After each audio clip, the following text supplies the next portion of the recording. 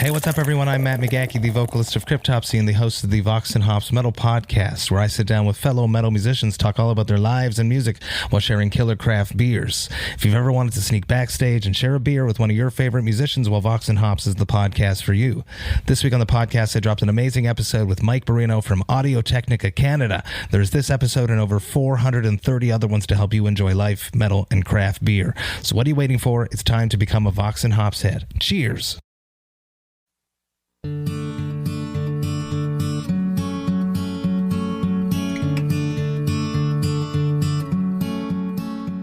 Hey everybody, today's guest is Tom Higgenson, lead vocalist and guitarist for the Chicago, Illinois rock band, The Plain White T's. Together we break down their mega smash hit, Hey There Delilah, taken from their 2005 album, All That We Needed. Talk about worlds colliding. I have a long history with the production team for this album, Ariel Reichscheid and Lauren Israel. Ariel used to play in the Southern California ska punk band The Hippos, and Lauren used to be a scout at Capitol Records, who brought Less Than Jake to the attention of the higher-ups at the label. Sean O'Keefe also worked on the track, producing the string and cello sections for the song. Sean mixed a Less Than Jake record back in the day as well. I wasn't too surprised to hear from Tom that the song was written very quickly, and initially there wasn't much more thought behind the song. The story behind the track is fascinating on a number of levels, and Tom shares an awesome story about a fan from Italy who cried the very first time she heard it without understanding one lyric within the song. This track is about as honest and real as it gets from a singer-songwriter perspective, and I feel the song is truly timeless. For all this and a whole lot more, stay tuned. Hey, hey, have you heard? Krista makes a podcast. Hey, hey, have you heard? Krista makes a podcast. Hey, hey, have you heard? Krista makes a podcast. Hey, hey, have you heard? Krista makes a podcast. Tom, what's happening? What's up, Chris? Good to be here, man. Good to see you. So where are you tuning in from right now? Well, okay, so right now, I've actually got a crazy week ahead of me. I know this is going to air much later, but right now I'm in Chicago. That's where home base is for me and the rest of the guys in Plain White T's. Actually, some guys are kind of in LA now and stuff. But anyway, I'm in Chicago. Next, in about 3 days, we're going to Nashville. We're going to be doing some recording in Nashville with Plain White T's, which is very exciting. And then from Nashville, I'm going to New York for one night to see that band 100 Gex. Have you heard them yet? I have not. Dude, no. It's the craziest new shit. They're like my obsession right now. They're so good. No. Anything about me. Anything about me.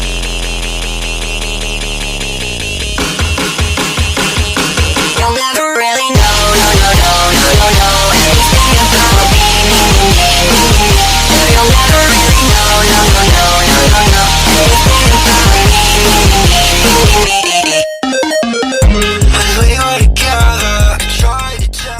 And then I'm going to LA for one day to record a quick song with my side project TLB. And then I'm back in Chicago for, the rest of the holidays and everything. So I've got like we've been pretty much, in one place for the past year and a half. And this coming week, I'll be in like 3 cities in 4 days. It's going to be crazy. You're making up for lost time. Exactly, right? Got to get it all in there now. Right on. So, you guys are formed as a trio in '97 in Lombard, Illinois. The band started out playing local punk shows in Chicago and began to establish itself in the scene. And your debut album, Come On Over, arrived in 2000. You self-financed your full-length album, Stop, that was released in 2002 and attracted the attention of Fearless Records. And in 2005, you guys released All That We Needed, which was the first studio album with a reformed lineup. The album featured Hey There Delilah, the song we are going to break down today. And the album was produced by Ariel Reichscheid, which it's so crazy to me, his career, where that guy has went. I mean, he was just the guitar player singer for the Hippos, this ska punk band from Southern California, where Less Than Jake had met him as a young kid.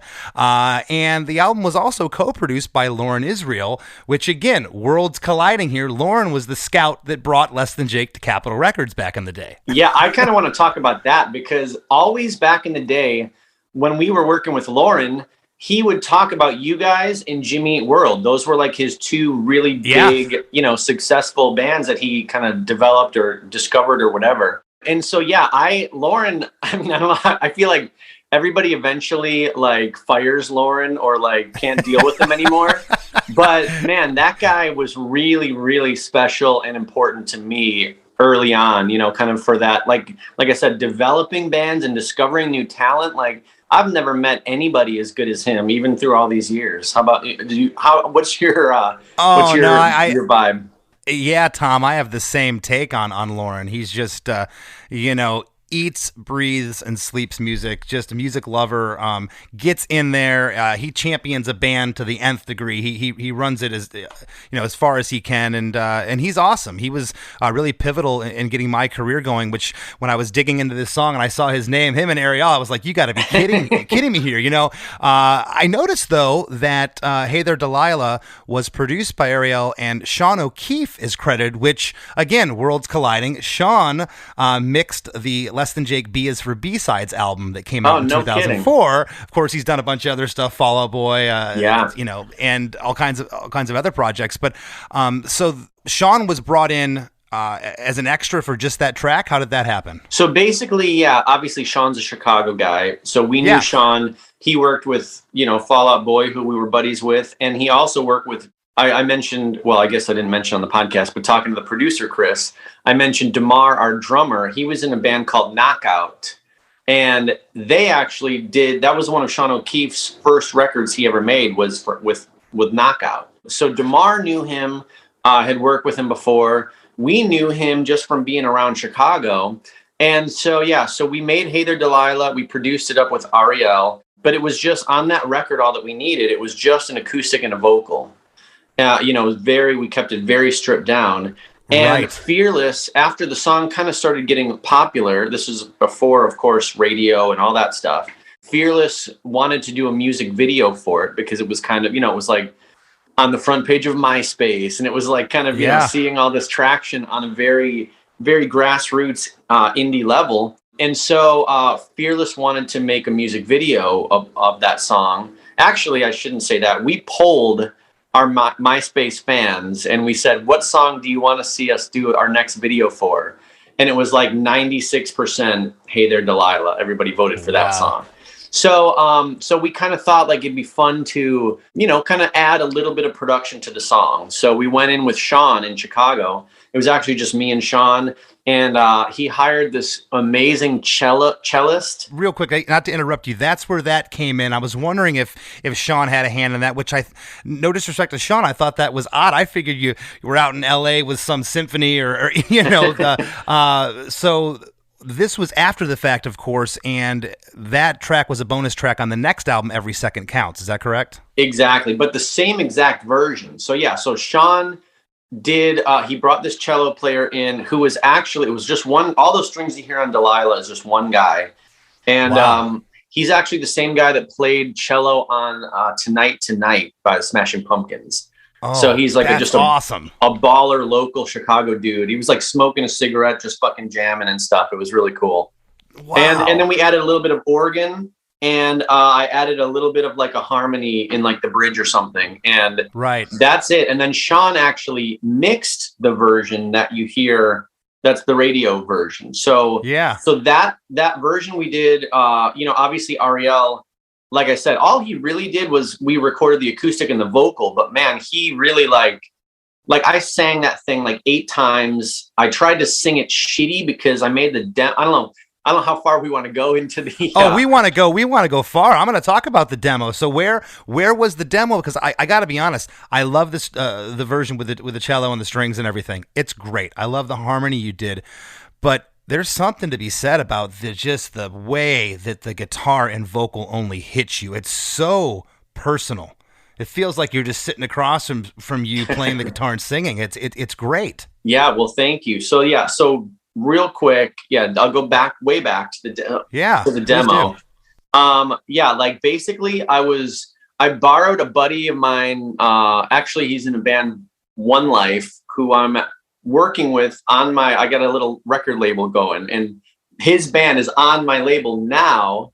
So it's a weird full circle moment, but go back 20 years basically at this point, and I borrowed my buddy's 8-track. It was like a digital 8-track because all I really knew how to work was a 4-track. That's all I ever had.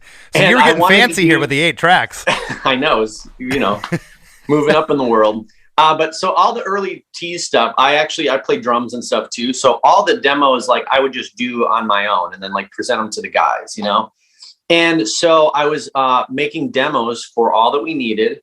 And I had like, I don't know, I forget what it was, 12 songs or something written.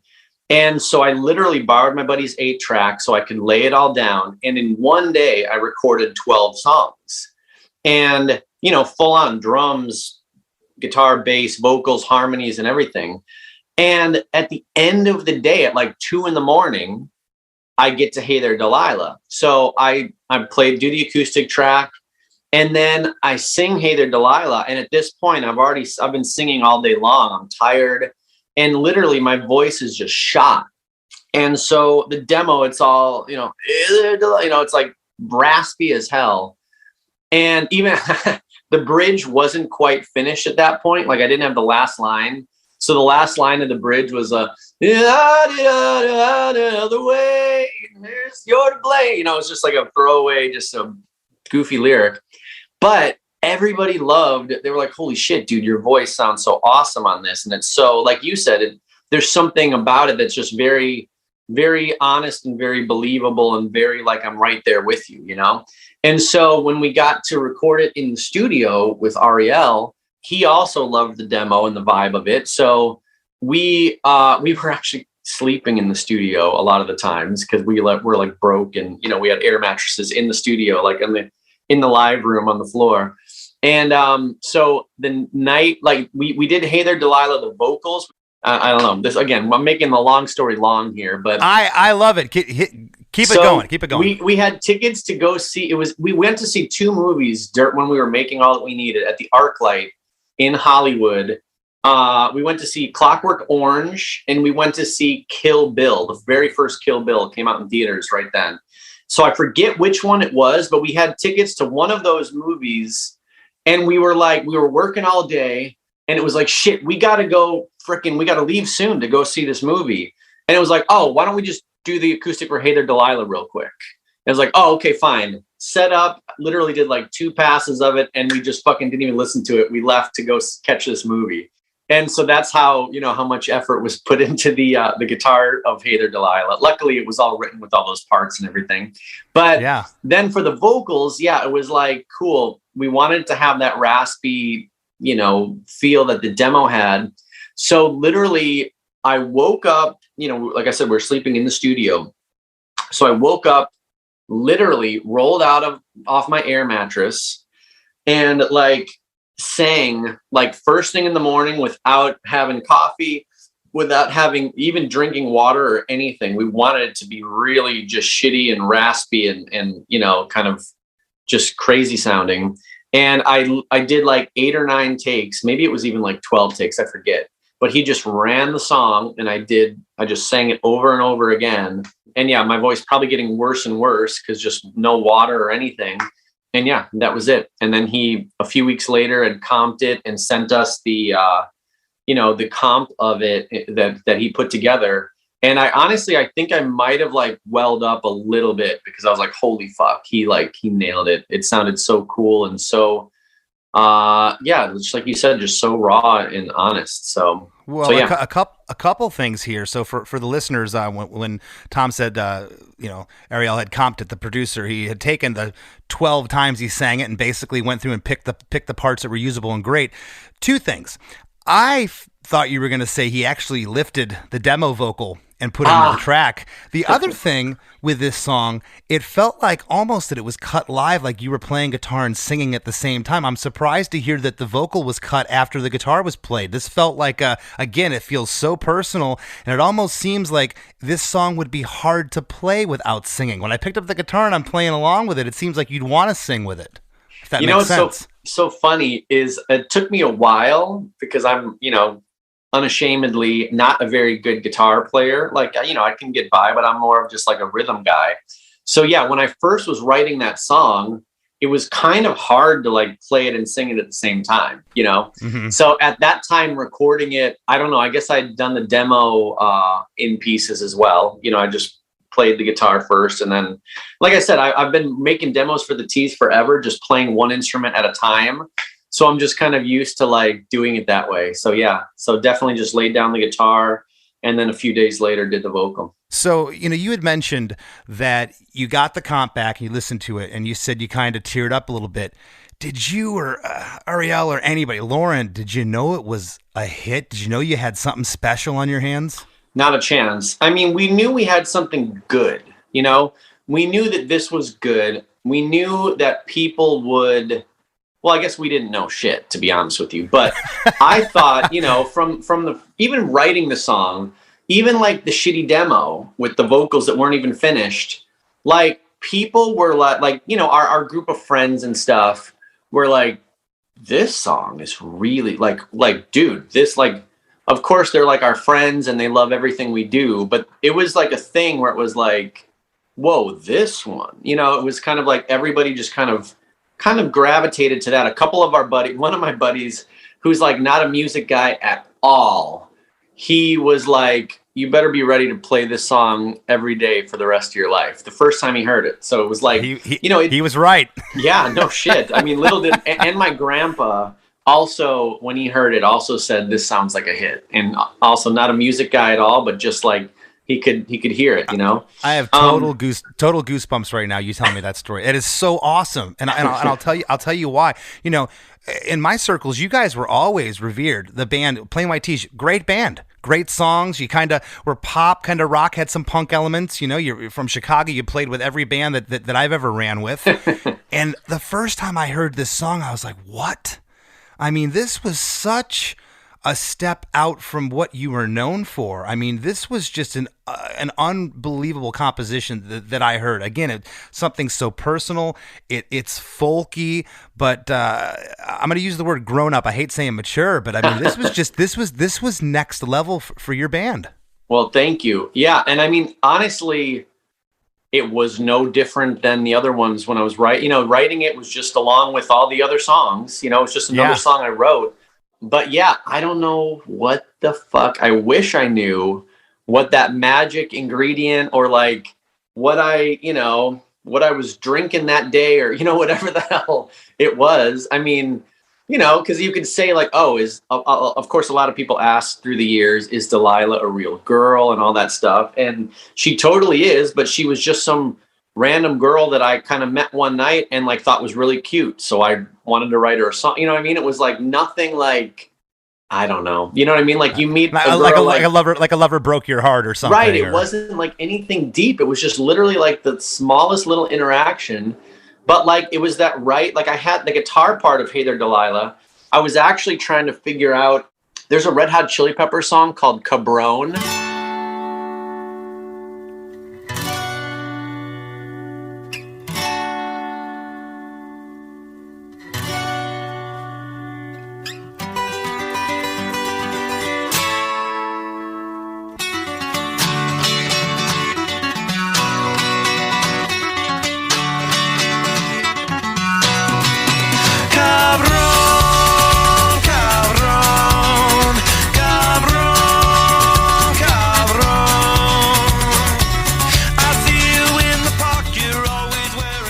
If you know that one, and it's just this and I was like messing around with it, and I just totally like, you know, again, I'm not a great guitar player, so I was trying to just mess with the chords, and I like hit the wrong chord. Like that second chord of Delilah was like an accident, and I was like, oh wait, that kind of sounds cool. And so then I just kind of made my own little part, and it was like, ooh, this is nice. And I just had that kind of like sitting around for a couple of weeks. And then when I had met Delilah and we had kind of joked back and forth, and she kept asking me, because I made a joke that I had a song about her when I met her. And she kept hitting me up like, where's my song? When do I get to hear my song? So then I'm like, I should take that guitar part and mess around with it and see if it works.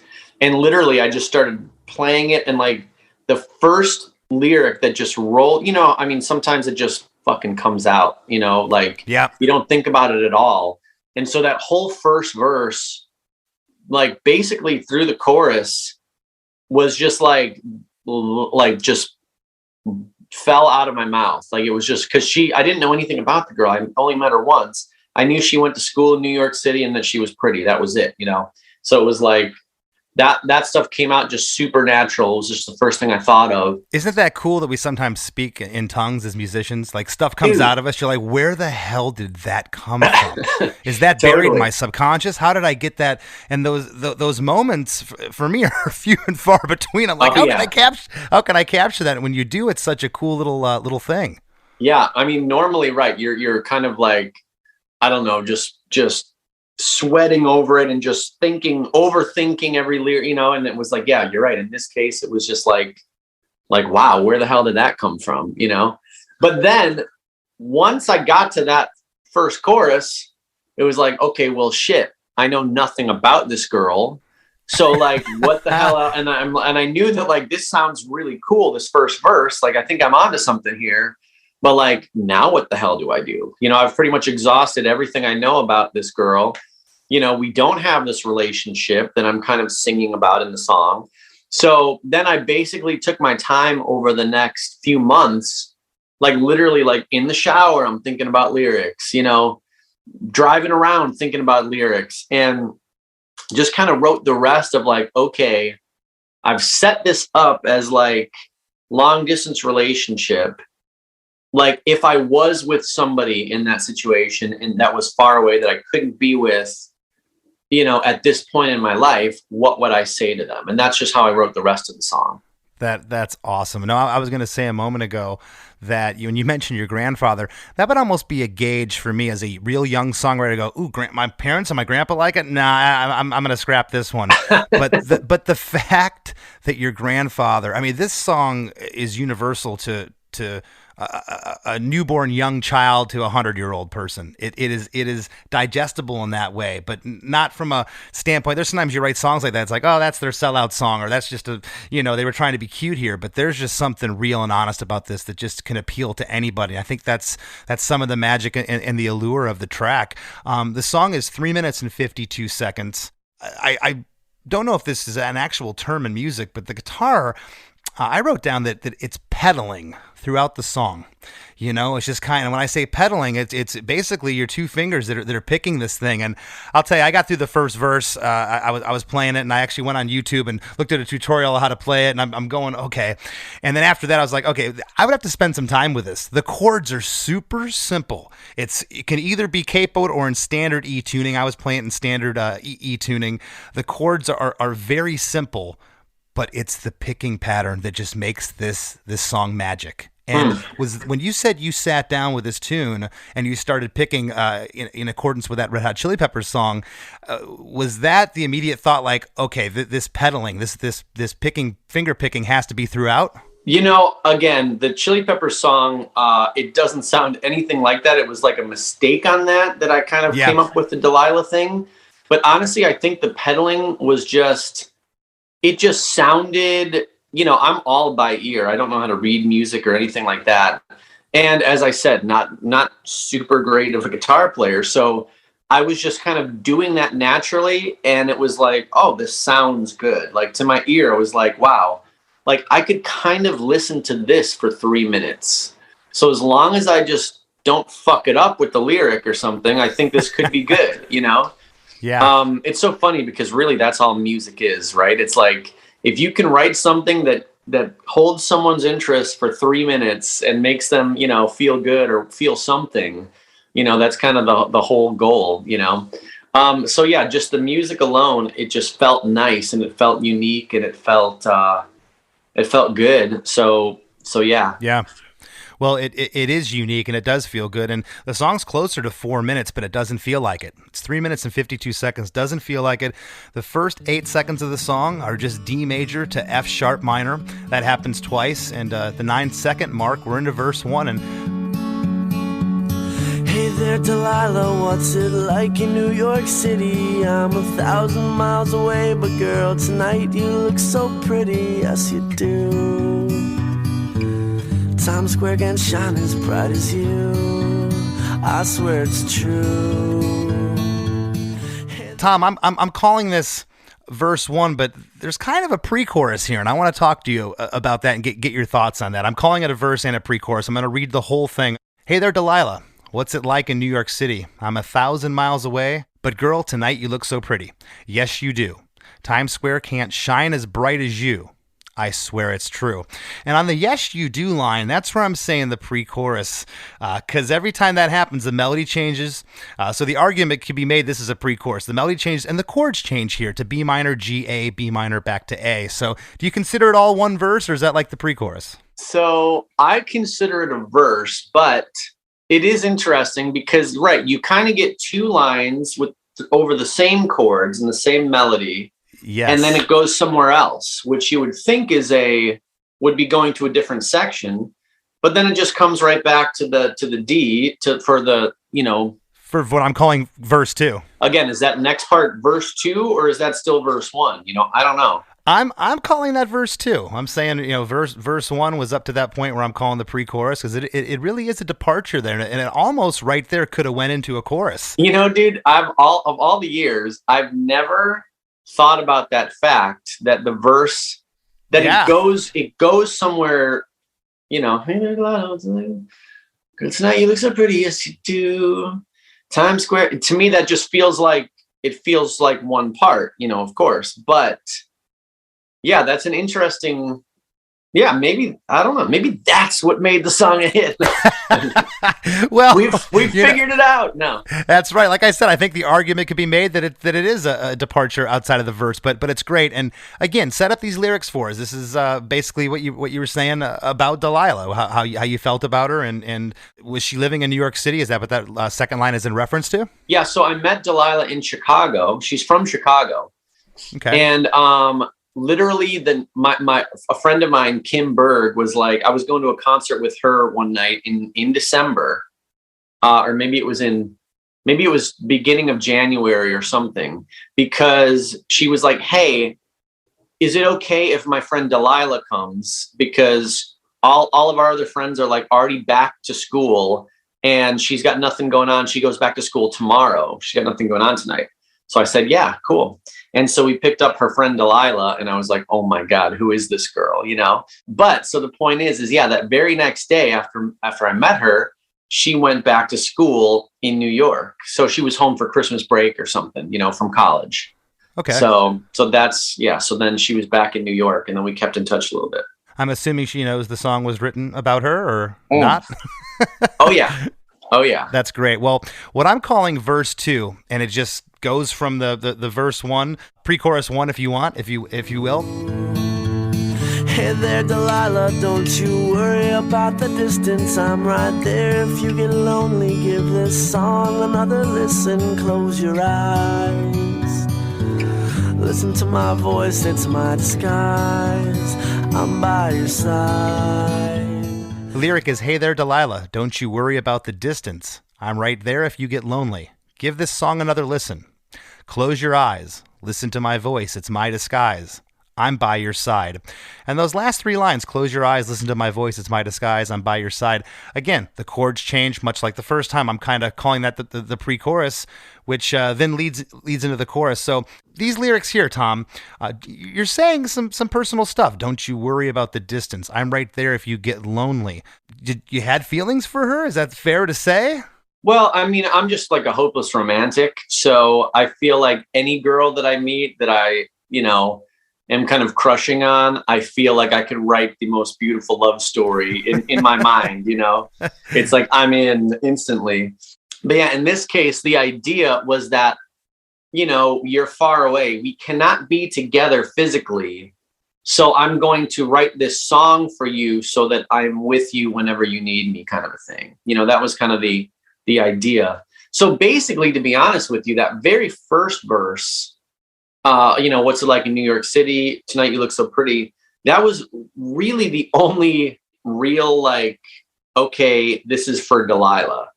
And kind of all of the, I do say, and towards the end of the song, 2 more years, you'll be done with school. So I do reference that again towards the end, but like the actual girl, but like everything else, all the other details are more almost about like me and my life, right? Like, I'm going to pay the bills with this guitar. every simple song I wrote to you, like, it's like all more about where I was in life than about the girl. Hey everybody, don't you dare go anywhere. There's lots more Chris DeMakes a Podcast after these messages from our sponsors. Mad Magazine. Advertising mascots. B-movie posters. And cartoons. Oh yeah, can't forget cartoons. If you get the funky connection that ties these pop culture gems together, you'll dig Two Designers Walk Into a Bar. See, we're a couple of creatively curious pals living between the bookends of grand museums and dive bars. Hey, you know the place, the sweet spot where highbrow and lowbrow become drinking buddies. So join our barroom chats as we talk influential work and uncover stories of how the familiar became iconic. Think behind the music for the stuff we love. Check out our website at twodesignerswalkintoabar.com. And listen wherever you get your podcasts or visit evergreenpodcasts.com. Hey, do you have an idea for a podcast but don't know where to start? Or do you have an already existing podcast that you want to take to the next level? Well, check out weknowpodcasting.com. From concept development to theme music to editing to logos, weknowpodcasting.com is a one-stop shop for all things pod. Don't hesitate to hit us up. We're very nice. And now, back to the show. Before we go any further, I wanted to bring this up. I wrote down that the verses in this song are like choruses in their own right. Well, it's interesting because the name of the song starts every verse. It's not the chorus; it's the verse. Yeah, which leads me into what you said a moment ago about the chorus. You're like, well, what the hell am I going to say? Here you have this whole story, and there is so much information. It's such a great story. You can latch onto the lyric; it hits you. The chorus in this song, to me, is what truly makes this all come together because it's a simple lyric. Oh, it's what you do to me. Oh, it's what you do to me. Oh, it's what you do to me. Oh, it's what you do to me. Oh, it's what you do to me. What you do to me.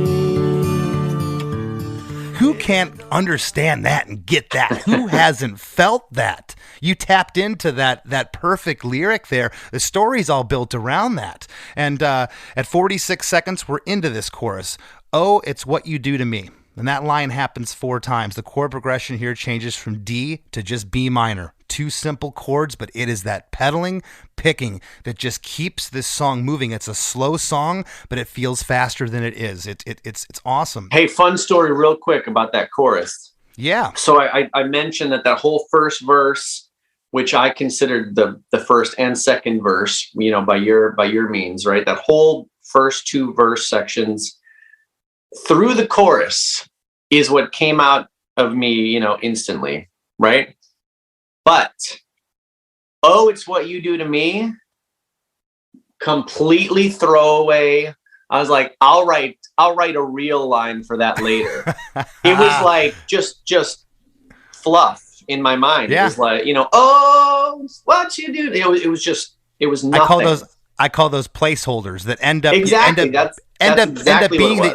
up being that you can't beat the placeholder. You can't beat that lyric. Well, luckily, I didn't even really try. After living with it for a second, it was kind of like, no, I think I like that, But right, when I first wrote it, it was just like, I didn't like it. It was just like, it was just there, and I'll write the real lyric later. But obviously, thankfully, I didn't touch it. So yeah, kind of funny. You didn't F it up. You did right. You did right.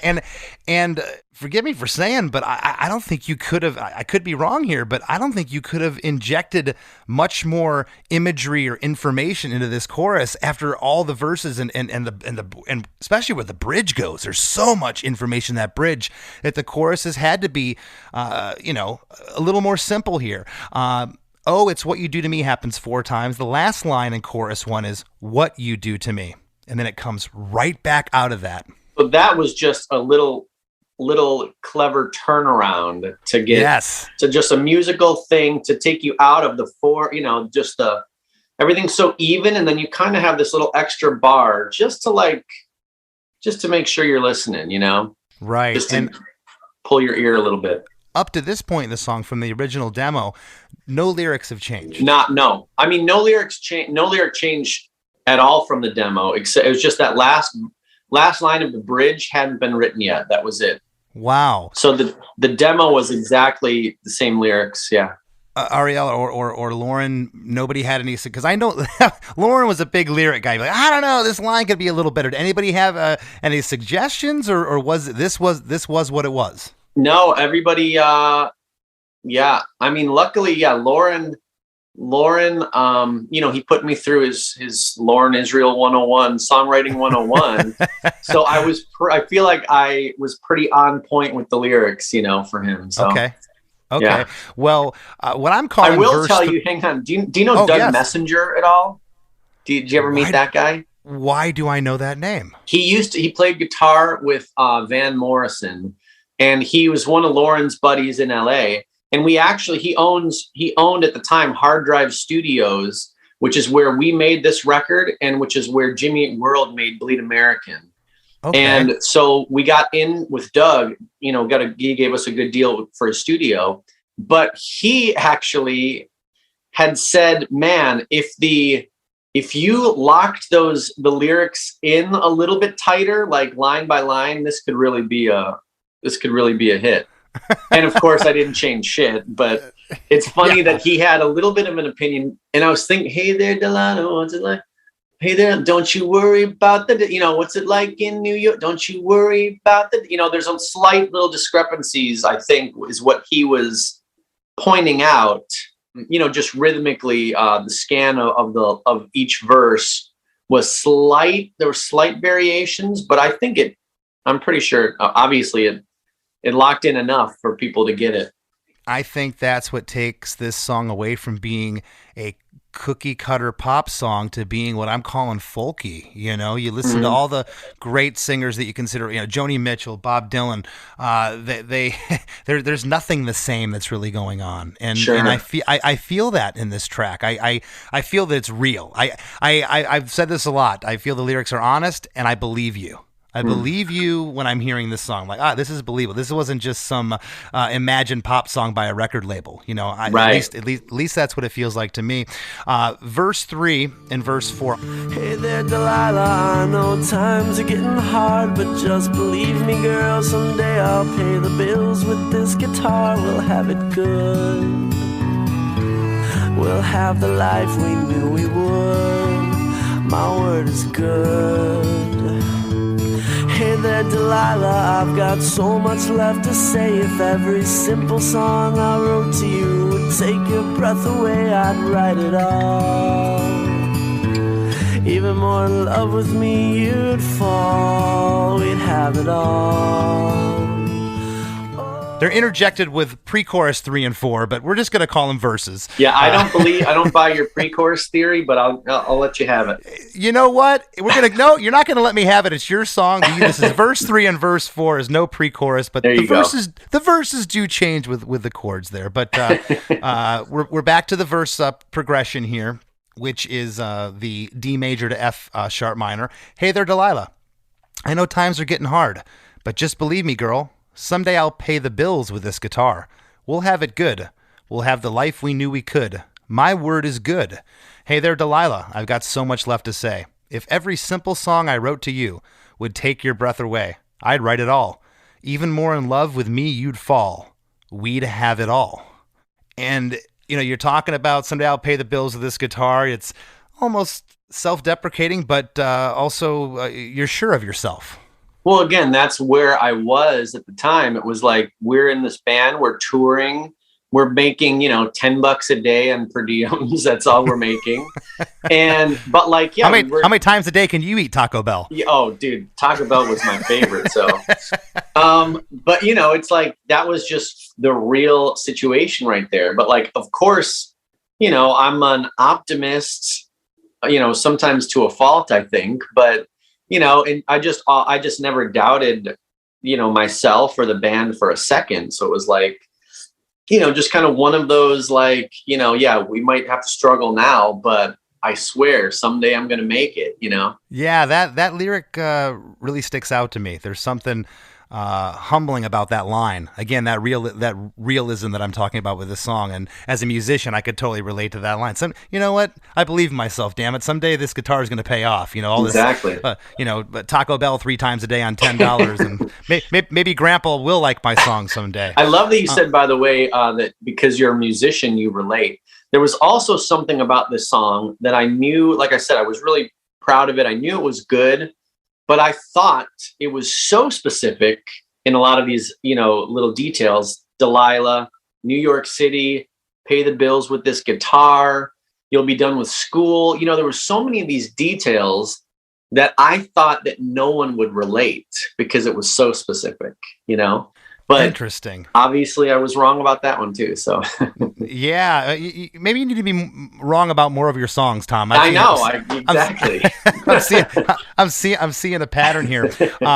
On what I'm calling verse 4, the second half of verse 3, I love the line, "Even more in love with me you'd fall." The melody changes on that line. It's killer.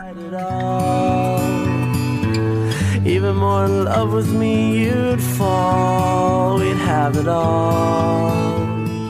It's subtle, but it changes there, and at that point in the song, not that it's getting old hat by that point, but I think you needed something there. Again, do you remember if that was on the original demo, or did you happen in the studio? Yeah, that was original. I love that how that melody changes there. It's great. Yeah, honestly, I think even more in love with me you'd fall. Even more in love with me you'd fall. Yeah, I don't know that. I think that was just an instinctual thing. I don't think that was purpose. I just think probably, like you're saying, at that point you had already heard that melody 3 times, so it just needed to change slightly, I think. Yeah. Yeah, and I can't tell you the last time I broke down a song with this many verses, but the verses tell the whole story. That's where it's at. The choruses aren't saying much, but they say everything. If that makes sense. The choruses to me say as much or more than the verses, but not outwardly, Sure. Well, I think the chorus, to go back to what I just said about it relating, not relating, I think the chorus is what allows you to relate no matter who you are. Yeah. It's like I'm telling my story, my details, but it's what you do to me. Everybody knows that. Everybody feels that. Everybody has that girl or that crush or that desire, that hope, whatever that is. That's the part that really allows, the audience to be involved, I think. Yeah, the lyrics great. And chorus too. Oh, it's what you do to me. Oh, it's what you do to me. Oh, it's what you do to me. It's 4 times in a row. Oh, it's what you do to me. And the turnaround isn't here on this chorus. The last line, "what you do to me," isn't here, which is really cool because it's such a great setup when it lifts on that G chord, and now we're in the bridge. And this is a pretty long bridge. So much information here, but not long in a bad way where it gets arduous. It's perfect. 1,000 miles seems pretty far, but they've got planes and trains and cars. I'd walk to you if I had no other way. Our friends would all make fun of us, and we'll just laugh along because we know that none of them have felt this way. Delilah, I can promise you that by the time we get through, the world will never ever be the same, and you're to blame. 1,000 miles seems pretty far, but they've got planes and trains and cars. I'd walk to you if I had no other way. Our friends would all make fun of us, and we'll just laugh along because we know that none of them have felt this way. Delilah, I can promise you that by the time we get through, the world will never ever be the same, and you're to blame. I mean, wow, pretty poetic here. I mean, who hasn't felt this? Our friends would all make fun of us, but we're going to have the last laugh because none of them have felt this way. This is something special the way we feel here. Mm-hmm. The way you were able to put that into words is great. Yeah, that's one of my favorite lines, I think, in the song, because that is the tiny details. It's like you watch a movie and there can be all these big explosions and there can be so much going on. But it's like the way the girl looks at the guy in that one moment that really makes you feel, or that you really connect to. And I feel like that line in particular is kind of that moment where it's like, yeah, everybody's going to think we're crazy. Everybody's going to think, but like, we'll just laugh along because we know, because they don't feel like we do. Yeah, I don't know. I always thought that line was pretty cool. That's a great example you just gave, because usually when that happens, when the female or male lead in the movie will give the person the look, that's about 3/4 through the movie. Now you got a quarter to wrap up their love story. Well, the bridge here is 3/4 into this song, and I think that's the perfect part to have these that lyric there. I think it's great. I love the second to last line, "The world will never ever be the same." It switches to the B minor there, and the melody goes up here, and it really, really lifts the bridge. And on that last line, "and you're to blame," where now the melody, instead of really soaring and lifting, the melody kind of dips down. Yeah, I'm a sucker for minor chords. I'm a big, I always try to, I don't know, use them well, I guess, because I feel like I'm always kind of, I feel an impact from them in songs, So yeah, that's kind of a move in that one where I'm going G to the A, and then I'll hit the D first, and then come to that B minor. So I use the B minor as the fourth chord for the first two lines of that bridge. But then, right, as it's really ramping up that third line, I just go straight to that B minor for the third chord, which is a little bit unexpected because you've heard it a different way two times. And the melody just kind of rises up to meet it, to hit that, that moment. So yeah, that's just like a nerdy songwriter move, because I love exploiting the minor chords for sure. It's great, but two things really stuck out to me with this part. So was there ever talk of going to the chorus here and not going back to what is the fifth verse? No, it went back to the verse. Okay. And the reason I ask, I think that the melody, the way you go down there on Blame, you go to the lower notes, I think it lends itself to going to the verse. I think if you would have went up there, you might have went to a chorus. But hearing this for the first time as a listener, you might go, okay, we're going to get hit with the chorus again here. Nope, you're going to verse 5. Hey there, Delilah, you be good and don't you miss me. 2 more years and you'll be done with school, and I'll be making history like I do. You know it's all because of you. We can do whatever we want to. Hey there, Delilah, here's to you. This one's for you. Hey there, Delilah. You be good and don't you miss me. 2 more years and you'll be done with school, and I'll be making history like I do. I love that line. You know it's all because of you. We can do whatever we want to. Hey there, Delilah, here's to you. This one's for you. The back half of this, which I was erroneously calling the pre-chorus earlier in the song, the back half here, the progression changes here. The end phrases now go to G instead of the A chord, but the last chord resolves to that A. And there's a nice little holdout here before chorus 3. There's just that little bit of tension that's really, really cool. Yeah. Again, it was just all kind of instinctual. Let's talk about the lyric first of all. I'll be making history like I do. Complete bullshit, because at that point I was not making any history, But again, I'm glad I want to talk about that line. So where did that come from? It's that hopefulness. It's that that someday I'll pay the bills with this guitar. It's like, listen, I believe in myself, and I know you believe in me, and together. And again, with these lyrics, I think one of the other things that really makes the song resonate is that I am taking none of the credit for my own success. It's all her. It's her inspiration. It's what she did to me that's making this song come out. That's making me sing about this.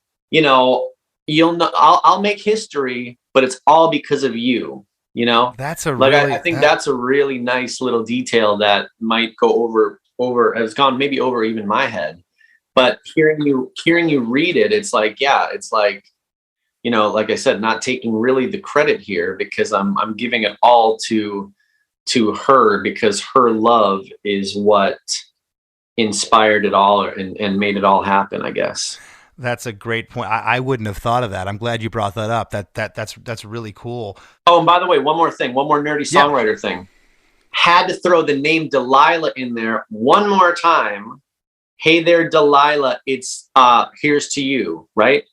Because you've already heard it starting every verse, but as a Lauren Israel songwriter 101, let's try to get that title in there one more time just to frickin' drive it home.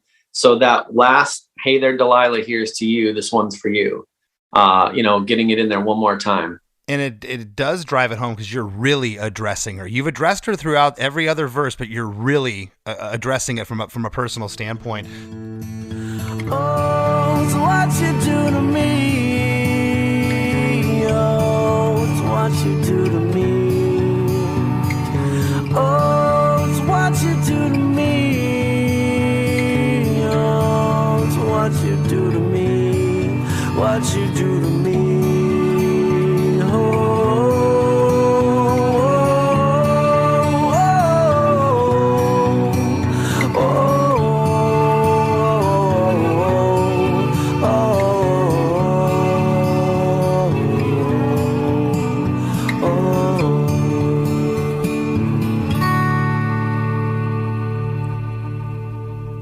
Chorus 3, 4 times, oh, it's what you do to me.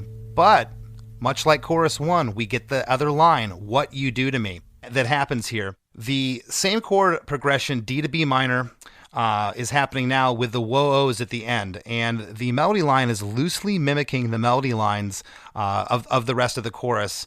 And the song then ends on a D chord. The whoa-ohs at the end.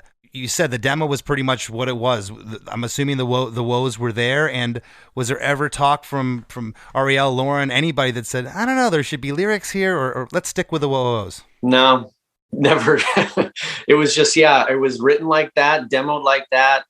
I don't know why I thought to do that. I guess I just felt like, maybe we just resolved everything here with that last verse and the hey there, Delilah, here's to you.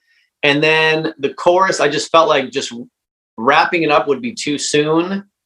And just another copy and paste of a chorus would be too much, that would get boring. So yeah, let's just, like you said, it kind of resemble, it starts out with a little bit of that melody of the chorus, but then just kind of goes off and just kind of floats around for a minute and then it ends. Yeah. What I think is great about it is you get a kind of a double chorus at the end, but you're not hearing, oh, it's what you do to me another 4 times. Exactly. I think it would be overkill, and it's kind of like you're sitting around the campfire doing some whoa-ohs together at the end, albeit it's just your one vocal, your one voice. In wrapping up here, Tom, you said when you got the track comp back and you were listening to it, it's like, wow, got a little teared up. This is great. Then you were starting to get friends of yours that weren't really musically inclined, starting to tell you, I think there's something here. When did you have your oh crap moment? Where you're like, man, this is happening. I have a hit single here. So what's funny? So we put the song out. We made the video for it, like I was saying, and we added the strings and everything like that. And the song was like really bubbling up. Like we went and toured with Hello Goodbye in the UK. Our first time ever over in the UK. We didn't even have our music available yet over there because Fearless was still a really small label back then. Sure. But we would like play our set. It would be super fun. And then we play Hey There, Delilah towards the end. And the whole crowd would be singing along. And we're like, how the fuck do you know this song? It's not, just from like MySpace or the internet or people sharing it or whatever. It was spreading on its own. Which, that's magical when something like that happens. It was going, viral before that was even a thing, I guess, Yeah. And so that was kind of like the hint of like, oh, maybe, this song has some legs or something. But fun story. So you mentioned it was on our Hollywood Records debut. So we sold a bunch of records on Fearless, and then we got upstreamed to a major label, Hollywood Records, for our next album. And the funny thing is we actually recorded and put out that album, Every Second Counts, without Hey There, Delilah, because that was just like the song off the last album, And we had our single Hate. Hate is a strong word, but I really, really, really don't like you. that was the first single, our first major label single. And that did really well on alternative radio. It was climbing the charts. We played in LA. The head of the label at the time, which was this guy, Bob Cavallo, who is just such a badass. He managed Prince. And that's Rob Cavallo's father. Yeah, exactly. Yep. Yeah. Yep. Legendary. So super badass. He came to see us. You know, we play Hate. Everybody's freaking going off. He's all sitting in the back, all proud, like, yeah. And then we play Hey There Delilah. And the whole crowd is singing. And he's looking at our A&R guy. He's like, what the hell song is this? Do we have this not on the record, you know? And so they ended up getting the rights from Fearless to re-release the song, thanks to just like, again, a random Bob Cavallo, you know, proving again his legendary status, saw the song, saw the crowd's reaction to it, and you know, asked us, you know, if we wanted to basically put it out again strip it onto the album, and that to be the next single. And of course, as the brilliant band guys we are, we said, no, that song's already out. What are you talking about? Yeah, that's old hat. We don't want to put that on our new record. Exactly. How dare you suggest that? Luckily, unlike some of our friends' bands that we've seen make stupid decisions in the industry, we came to our senses within a few hours and said, well, you know, everyone seems to like the song that hears it. So maybe we should like allow 1 million people, maybe if 1 million people hear it, 1 million people will like it, or whatever, you know. So we came to our senses pretty quick on that decision, and that's awesome. Obviously, you know, here we are. So yeah. Well, thankfully, clear heads prevailed. I want to thank you, Tom, for sitting in. What a great story. I had no idea where you were going to go with this today. Didn't know if it was just made up, some words that you had found in a journal, decided to turn into song. What an amazing song that 15 years now after the fact that you wrote and recorded it, it's still propelling and putting the wind in the sail of your career. Congratulations. Thank you. One other stupid fact here, or fun fact, I should say. I did an interview recently with somebody in Italy for this Italian, I don't know, some, they're actually talking about, did you see that Matches documentary at all? Bleeding Audio. Did you hear about that? So yeah, we just had Sean on just 2 weeks before your episode here. So that is nice. That's cool. I have not seen that documentary, but Chris, my producer, has seen it. He says it's amazing. It's pretty awesome. Like I interviewed for it forever ago. And I kind of had forgotten about it, you know, because Chelsea, the director, she really took her time with it and had to find all the support and all the, you know, the backers and everything to just, you know, get it to this point. But yeah, it turned out amazing. But long story short, I did an interview with this Italian magazine about the movie because I have a little part in it or whatever. And of course, she asked me about Hey There Delilah. But this is the fact that I thought was so amazing. She said, you know, telling me her story, that the first time she heard it, she cried. It made her cry. She loved it so much. But she said that she didn't speak English. So just hearing the song and not understanding a goddamn word still hit her. And to me, all these years, I always really held much of the song's success to those lyrics, like we just talked about, you know, breaking down all those lyrics and everything. So it was a really interesting, you know, I'd never had that thought once in my life that like, oh, maybe like even without the lyrics, it was still a great song. It still was an impactful song, even if you didn't even understand it, which to me kind of blew my mind again, after all these years. It was like, holy shit, man, that's incredible. You know, I never really thought about that. So that's awesome. Thank you for sharing that, because there is something haunting about this vocal and the melody and the guitar chords. There's something haunting if you don't even know what you're saying. I think the lyrics just tie it all together for sure. But that's a really cool story. Yeah, use it or not. I don't know. No, definitely going to use it. It's great. At this point, is there anything you'd like to leave the listeners with what's coming up with Plain White T's, yourself? Anything you'd like to talk about? I mean, yeah, everybody should check out I've got a solo project that I launched during the pandemic. I'm doing like a very synthy 80s vibe thing, but with the, you know, the honesty that I have, I think in my song, I can't help but like have that honesty in my songwriting. But yeah, it's called Million Miler, and I just put out a song called What the Fuck Happened to 2021. And the time keeps ticking away, like I'm looking at a ghost when I'm seeing my face. I'm just trying to get the most out of every day. I don't wanna waste it. I'm just living life, trying to have a good time. How is this year almost done? What the fuck happened in 2021? I'm just getting by, trying to have a little fun. How is this year almost done? What the fuck happened in 2021? So very relatable as well. So everybody go check that out. And yeah, I started up a record label. So I feel like, that's something that people should check out and look into. I'm helping produce and develop, much inspired by people like Lauren Israel and that kind of discovered us and developed us when we were young, just trying to pass that forward and, find new artists and help produce stuff and put their stuff out. So that's called Humans Were Here.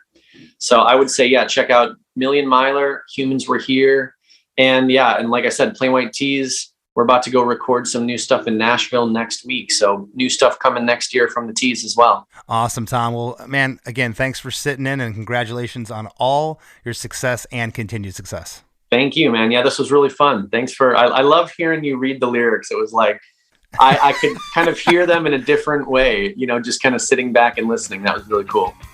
Hey, everybody, don't touch that dial. There's plenty more Chris DeMakes a Podcast after a few words from our sponsors. Hello out there. Yes, hello out there, everyone. I'm Hal Schwartz. And I'm Flynn McLean. Together, we host None But the Brave, a podcast dedicated to the music and career of Bruce Springsteen. Bruce and E Street Band are on tour right now for the first time in 6 years, and we're taking a detailed look at what's happening on stage in our bi-weekly episodes. We've also been recently joined by some very exciting guests, including rock journalist Warren Zanes and Stephen Hyden, Backstreet's Magazine founder Charles Cross, and Barstool's Kirk Minahan. If you're a diehard Springsteen fan, this is the show for you. So please subscribe to None But the Brave on your favorite podcasting platform, and we hope to see you further on up the road. Thank you so much. We'll be seeing you. Each week on the One Hit Thunder podcast, we welcome a special guest to come take a deep dive into a one-hit wonder artist with us. And together, we decide if that artist brought the one-hit thunder or was nothing more than a one-hit blunder. You can find One Hit Thunder anywhere that you listen to podcasts, so hit that subscribe button and join in on the fun each week.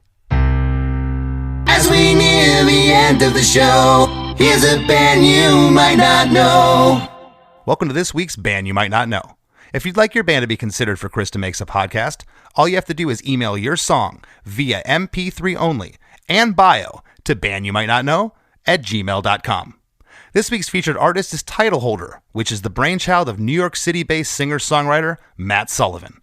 I had the dubious honor of co-producing and arranging the track we're about to hear, and Buddy Schaub from Less Than Jake lended his trombone skills.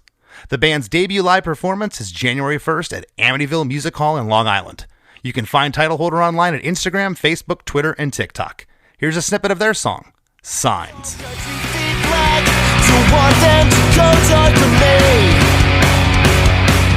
If the last 10 years hadn't happened now, I would still be in this same old town.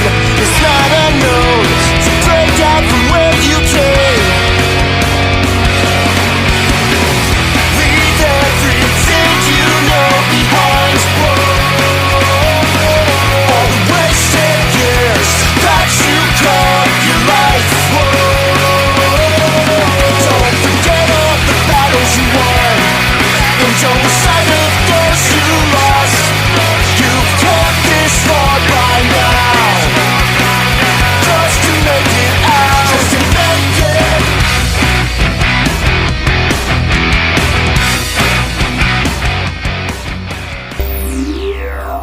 The Wrap with Chris and Chris. Well, I feel like my mind was like bending that episode, Chris, and I'm going to tell you why. This song feels like the most fulfilling prophecy ever. There's so many things about this song. First thing I want to ask, which I kind of wish you would ask Tom this, but had he not met Delilah, who is not even somebody that he dated, just someone that he met and thought was pretty great, had he not met her, would he have still written this song? That's a great question, and I wish I would have asked him that. Yeah, didn't even cross my mind. Yeah, you wonder, would this have been something else, and it just would have been the 9th track on the album, and Bob Cavallo would have never heard it out in L.A. at the show, and the audience wouldn't have been singing to it, because it truly is all about the lyric, and at the same time, this song made an Italian girl come to tears, and she didn't know the lyrics. So I don't know the answer to that question. Right. Would it have just been the same music, same melodies, maybe a different name? Would it have still been a hit without that name? It's a very unique name. You don't meet a lot of people named Delilah, other than the famous radio host who plays, light music and takes requests. That's the only Delilah I've really ever known of. And would it have worked if it was, hey, I don't know, Jennifer or something? Would it have worked if it was another name? That's a great point, and we will never know. We will never know. I wish I would have asked him. Great thought there. I mean, it goes further as far as my mind's starting to bend. He has these lyrics in the song that you guys talked about, such as "Someday I'll pay the bills with this guitar," and then he is actually paying the bills with the guitar from this actual song, because, Chris, you and I both knew and liked Plain White T's, in a way, peers of ours, probably around the same age, playing in the same scene and stuff. Yeah, they were living the band life, like he said, eating Taco Bell, living off $10 a day or whatever. They didn't have a hit song, so then a song where he's writing about, I'm going to pay the bills with this guitar, I'm going to be successful one day, is the song that becomes successful and pays his bills. Yeah. How crazy is that? It is crazy. And thinking about it from that standpoint, it is unreal, because the lyric is, like I said, it's kind of self-deprecating, almost kind of like does he really mean this? But there's a tongue-in-cheek kind of kindness to it that makes you wonder. And yeah, he did end up paying the bills with it. It's a great turnaround. Yeah, and that last story that Tom told about a girl in Italy who didn't speak English hearing the song and just the music brought her to tears without even knowing what the lyrics are, shows you really how powerful this song is melodically and musically, and it's not all tied to the lyrics. We're tied into the lyrics because there's a lot of them. There's a lot going on in this song. It's a storytelling song, is what I think I would call this for sure. Sure. It's not very abstract. You kind of know what's going on here. I wasn't really puzzled about what any of these lyrics meant, but it was really cool to hear that, because that does make sense. It is a very it's a beautiful melody. And I wasn't puzzled by the lyrics either. I was more puzzled by the story behind them when he started telling it. It's like, wow, this means so much more than I kind of just thought on paper of what it meant. And this song's timeless. This song, you're going to hear this song in 30 years from now. It's not going to sound dated, and it can't, because I believe the song, as I said in the episode, is so honest that it's just a vocal and a guitar. He hit all the perfect points in this song, the chorus, the all the imagery and everything that's going on in the verses. I think the song's timeless. And that chorus, once again, how many times are we going to talk about this on the show? But it was what was supposed to be a placeholder lyric. And I could see why he feels that, because it's very simple. Oh, what you do to me. It's so simple. It's so simple that you're like, oh no, I'm going to come up with something better than that. Yeah. Yeah. Then you realize, like, oh, wait a second. Everyone can relate to that. Even though the verses are so specific that maybe you can't relate to the specificity of them, but this chorus just brings it all home for everybody. Yeah, I think if you would have hit him with more imagery and specificity, that's a hard word to say, in the choruses, that it might have been information overload. I think it had to be, I'm careful when I use this term, but I think it had to be dumbed down. I think it had to be a little more simple, because there is so much going on within the rest of the lyrics, the verses, and especially the bridge. I had a whoa kind of moment during this thing, and I had to text my bandmate Steve, because the guy who played the strings on the strings version. There is just the acoustic version. There's the strings version, but his name is Eric Remschneider. Yes, he is known for playing on Smashing Pumpkins. Yes, Sean O'Keefe brought him in a lot, and with Punchline, we recorded the album Action with Sean O'Keefe, and he played on our album. He played on a couple of the songs on Punchline's Action album. I never knew that was him on Hey There Delilah. I thought that was pretty cool. Yeah, you want to talk about things coming full circle. I mean, there's been so many things that in this episode, down to Lauren Israel, RL from the Hippos, everybody involved, Sean O'Keefe. Yeah. A lot of parallels going on here.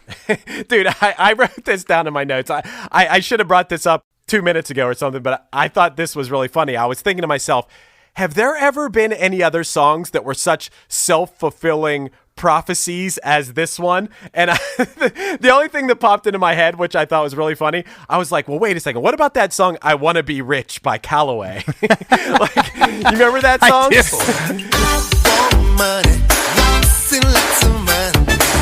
I want the pie in the sky. Money, lots and lots of money. So don't be asking me why. I wanna be rich. Oh, I wanna be rich. That song, they probably weren't rich, and then they probably had that hit song, and then they were rich from a song called "I Want to Be Rich," right? Yeah, and there's probably more. I think a lot of rappers could be guilty of that. They got all this stuff when they didn't have a dime in their pocket, but then the song became a hit, and now they do have all that stuff. Right. So yeah, I don't know, man. Maybe Tom's on to something here. Maybe we got to follow his lead. I would agree. And I, as we were wrapping up, I had told him that not many songwriters get one hit in their life, and he's got one. And this song has propelled their career 15 years after the fact that the song was written and recorded and released, and they're still going strong. Yeah, man. And I do think that Plain White T's might fall under that, as you know, Chris.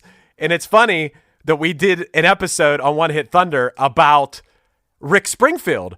But Rick Springfield is by no means a one-hit wonder. He had a lot of hits. Oh, yeah. But Plain White T's also had a bunch of hits. But this one just soars so high above and is so memorable. Just like he said, everyone around the world knows Hey There Delilah. It's kind of Rick Springfield had the same deal. It was like everyone remembers Jesse's Girl. Maybe something about having somebody's name in the title of a song that takes it to that extra level. I don't know. I think you may be onto something.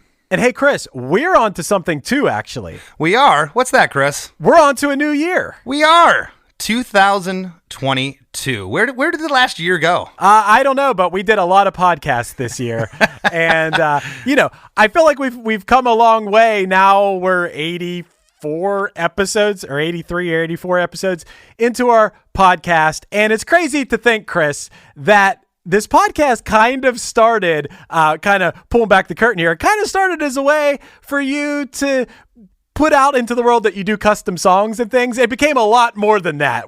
Then we became really focused on the podcast itself, but you're still doing custom songs, which is awesome. But yeah, it's crazy how far this has come. No, it's been amazing, and the outpouring from all the listeners, it's fantastic. This podcast has been beyond my wildest dreams. I think I could speak for you too, Chris. And yes, I'm still doing custom songs. If you'd like one for you, a friend, a loved one, please hit me up. It's great for any occasion. Valentine's Day is right around the corner. If you'd like your very own custom song, email me, ChrisDeMakes@gmail.com for info. And please join our Facebook group, Chris DeMakes a Podcast Facebook group with almost 4,000 active members. It's a lot of fun. And please give me a follow on Instagram at @LessThanChrisD. I really appreciate it. Want to thank this week's guest, Tom Higgenson from the Plain White T's, for sitting in with us, and we'll see you next week. Do you like to laugh, geek out on music, and learn all about that band or artist who had that one song back in the day, but then seemed to fall off the face of the earth? If so, you need to subscribe to One Hit Thunder. Together with an array of interesting and hilarious guests, we do a weekly dive into one-hit wonders like Eiffel 65's Blue, Krayshawn's Gucci Gucci, EMF's Unbelievable, Delamitri's Roll to Me, Los Del Rio's Macarena, Musical Youth's Pass the Dutchie, and even Patrick Swayze's She's Like the Wind. So are you subscribed to One Hit Thunder or what? As Desiree would say, you gotta be. And as K7 would encourage, you gotta come, baby, come and join in on the fun of the One Hit Thunder podcast. Come, baby, come, baby, baby, come, come. Come, baby, come, baby, baby, come. What's up, everybody? I am Finn McKenty, host of the Punk Rock MBA podcast, part of the Sound Talent Media Podcast Network. My podcast is all about doing what you love for a living, and every week I sit down and talk to people who have done exactly that. For example, musicians like Tommy from Between the Buried and Me, Matt from Periphery, Lil Lotus and Shinigami, among many others, photographers, artists, designers, YouTubers like Glenn Fricker and Sarah Dici, and I unpack exactly how they got to where they are today with the goal of helping you do the same. So if that sounds cool, you can listen and subscribe at soundtalentmedia.com, and I'll see you there.